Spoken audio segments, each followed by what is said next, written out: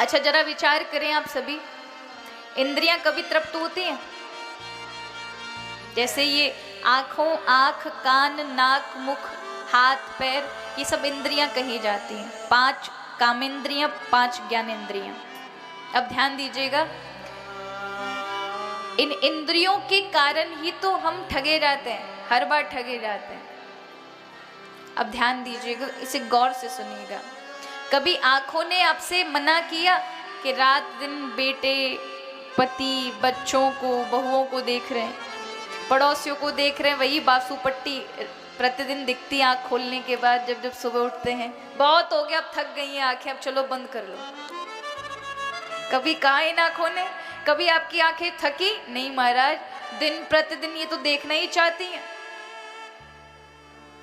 एक दिन भी बंद हो जाए तो हलचल मच जाती, डॉक्टर के पास पहुंच जाते, कुछ दिखाई नहीं दे रहा है। हल्का सा भी धुंधला पड़ जाए तो सहन नहीं होता, तुरंत डॉक्टर के पास पहुंच जाएंगे, आंखों वाले डॉक्टर के पास चश्मा चढ़वा कर आ जाएंगे, 4 आंखों से देखेंगे। लेकिन इंद्रियों ने कभी मना नहीं किया कि मत देखो। किया मना? नहीं। कानों ने कभी सुनना मना किया कि भैया रात दिन क्या सुने, बहुत सुन ली, पूरे 50 साल निकल गए सुनते सुनते, अब चलो बहुत हो गया, अब चलो अपने मन की सुनेंगे, कान बंद कर दें? नहीं हो सकता। थोड़ा सा भी कम सुनाई देना तो ये रेंटी डॉक्टर के पास पहुंच जाएंगे, मशीन लगवा कर आएंगे। रसना ने कभी मना नहीं किया, मरते दम तक ये इंद्रियां कभी तृप्त नहीं होती, मरते दम तक भी ये आंखें ये नहीं कहती बहुत देख लिया, अब चलो अब अंतर मन को देखें ना। फिर भी ये पड़े पड़े मृत्यु सामने खड़ी होगी, फिर भी बेटे को देखने की बड़ी इच्छा होगी, एक बार बालक को देख ले, उसको देख ले, रिश्तेदार को देख ले। इन इंद्रियों के कारण ही तो हम ठगे जाते हैं, क्योंकि अज्ञानता है और अज्ञानता के कारण ऐसा होता है। देखिए, इस अज्ञानता का जो साथ देने वाला है, इन इंद्रियों का जो स्वामी है, जिसको देख करके, क्योंकि मन को उन चीजों में बड़ा, क्योंकि इंद्रियां जहां भटकती हैं और इंद्रियों को लग गया कि ये अच्छी चीज है, इसमें आनंद मिलेगा, तो मन को पहुंचा देती हैं कि अगर आप कहो तो इस चीज को प्राप्त करें, तो मन तुरंत की तुरंत दौड़ पड़ता है उसे प्राप्त करने के लिए। और इसी मन के कारण न जाने कितने सारे अन्याय हो जाते हैं, अपराध हो जाते हैं। शास्त्र कहते हैं मना एव मनुष्याणाम कारणम वंद मोक्षयो। ये जो मन है ना, इसकी भूमिका बहुत बड़ी है महाराज। मन का स्थान कहाँ पर है? कहाँ पर है? कभी लोग कहते हैं ये जो माइंड है ना, यही मन है। नहीं नहीं, ये जो दिमाग है ना, ये तो एक शारीरिक एक स्थान का नाम है, लेकिन जो मन है वो भावनात्मक स्थान है, वो शरीर का कोई एक हिस्सा नहीं है। यहां तो आप उस दिमाग को और मन को एक साथ नहीं जोड़ सकते। दिमाग अलग जगह पर है, जिसे हम कपाल कहते हैं, यहां पर जहां बुद्धि का निवास होता है, लेकिन मन अलग है। मन भावनात्मक है।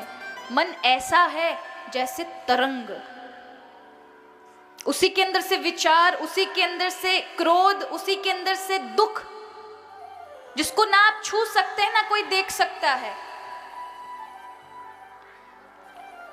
वो तरंगे हैं। जैसे आपके पास एक टेलीफोन होता है ना, आपके पास एक फोन होता है, कोई भी आपके पास किसी भी कंपनी का हो, तो जो तरंगे इस पूरे वातावरण में, इन हवाओं में लाखों करोड़ों तरंगे हैं। जब वो उस साधन से, उस फोन के उस सिस्टम से टकराती है ना, तभी तो आपकी उस पर रिंग बजती है, तभी तो आपको वो नेटवर्क दिखाई देते हैं, तभी तो किसी से बात हो जाती है, क्योंकि वो तरंग उसको जोड़ देती है। उसी प्रकार ये शरीर रूपी फोन ही समझ लो महाराज, जब तक इसमें घंटी नहीं बजेगी, जब तक मन कोई काम नहीं करेगा। मन बहुत बड़ी प्रक्रिया है। शरीर होने के बाद भी अगर मन नहीं रहे तो शरीर वहां रहेगा, लेकिन मन ना होने के कारण शरीर किसी काम का नहीं होगा। अब आप कहेंगे हमने तो अनुभव नहीं किया, तो चले अनुभव कराते हैं। आप यहाँ शरीर से बैठे हैं, लेकिन मन कहीं और घूमने चला गया और सामने वाला आपको कई बातें बता रहा है, लेकिन मन राम वहाँ मौजूद ना होने के कारण वो बातें आप सुन नहीं पाओगे, वो निकल जाएंगी बातें। क्यों? क्योंकि जिसकी उपस्थिति होनी थी वो कहीं और घूम रहा था। तो इंद्रियां देख रही थी, कान लगे हुए थे, लेकिन मन का संबंध ना जुड़े होने के कारण वो चीजें आप तक पहुंची नहीं। कई बार हो जाता है ना कि आपका मन कहीं और होता है, घर वाले कुछ बोल रहे होते हैं और आप नहीं सुन पाते, फिर आप कहते हैं अभी आपने क्या बोला वो मैं सुन नहीं पाया। कारण ही यही था क्योंकि वो जो जोड़ने वाला था इंद्रियों से, उसका संपर्क टूट गया महाराज। तो मन की बहुत बड़ी भूमिका है, अध्यात्म में भी और संसार में भी, भौतिकता आधुनिकता में भी और आध्यात्मिकता में भी। मन की बहुत बड़ी भूमिका है। मन जब तक हरि से नहीं जुड़ेगा तब तक उसे मोक्ष की प्राप्ति नहीं होगी। इसलिए कहा मनः एव मनुष्याणाम कारणम बंध मोक्षयो।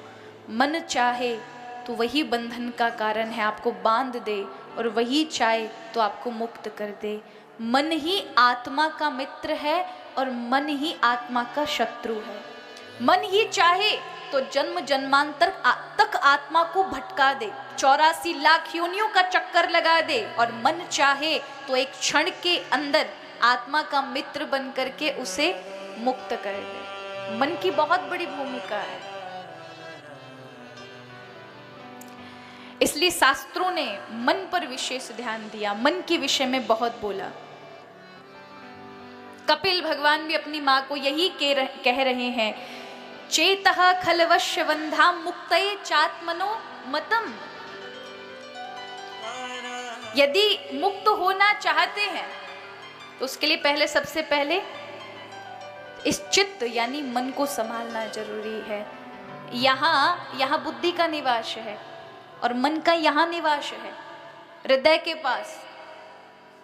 इसलिए कभी दुख होता है तो यह बुद्धि को नहीं होता, झटके किसको लगेंगे, अटैक किस पे पड़ेगा, हृदय पे पड़ेगा महाराज। भावनात्मक है ना, इसलिए दुख चिंताएं आदि ये सब चीजें यहाँ से हैं। किसी ने कष्ट दे दिया, किसी ने कुछ कह दिया, किसी ने अपमान कर दिया, कोई बात लग गई तो मन को क्षोभ, हृदय को भी कष्ट होगा। तो विचारों का बहुत बड़ा स्रोत है, समुद्र है मन। 1 मिनट के अंदर सैकड़ों विचार प्रकट कर देता है। उन विचारों के समक्ष सामने रखे होते और बुद्धि उस पर निर्णय देती है, ये ठीक है। अब आपकी बुद्धि पर भी बहुत महत्व रखता है कि बुद्धि कैसी है। बुद्धि यदि विवेकशील नहीं होगी तो विचारों में गड़बड़ कर देगी। गलत विचार को अगर चुन लिया तो वही प्रारब्ध बनाएगा। इसलिए सबसे महत्वपूर्ण है कि मन के विचार ठीक होने चाहिए। कई बार क्या है, आपका मन ही तो आपको बढ़ा देता है, आपका मन चाहे आपको घटा देता है। मन के ऊपर ही तो सब कुछ है।